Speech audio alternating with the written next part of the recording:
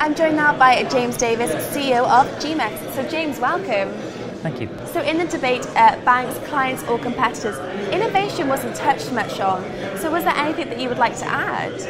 So yeah, I think innovation is probably the key motivator for what's going to happen over the next few years. There's been so much regulatory change, there's so much pressure on people's assets or capital piles or balance sheets, depending on which portion of the market you're in, that there's a change coming to how the market's trading in a lot of different aspects, but particularly on the rate side, on the whole OTC swap space.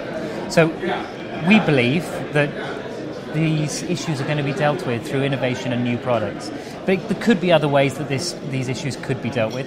The banks may change their processes.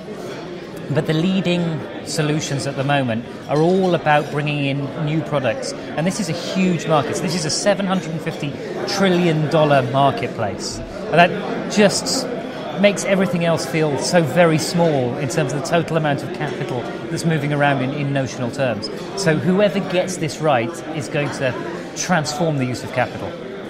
And it was also touched on about large commodity markets adding liquidity to the market. So what was your opinion on this? So in that comment, I was talking about people like Glencore and Vitol and Trafigura who have, over the last 15 years, depending on the company, become very, very dominant players in the commodity space, whereas previous to that, a lot of the trading that you would do with the banks, you would particularly do with J. Aron, which is Goldman's, you do with Morgan Stanley and to a certain degree Citi, and you would end up using their warehousing, their facilities. They really make the commodity markets work, particularly in metals and oils and gas and power.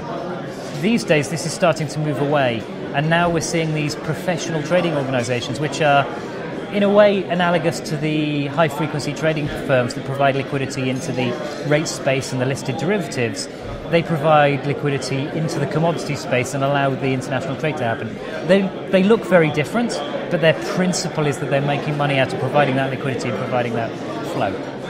Fantastic. Well, James, thank you so much for taking the time to speak with us today. No problem. Thank you very much. That's all from myself and James, but for all the latest Bergenstock updates, keep clicking back. Goodbye for now.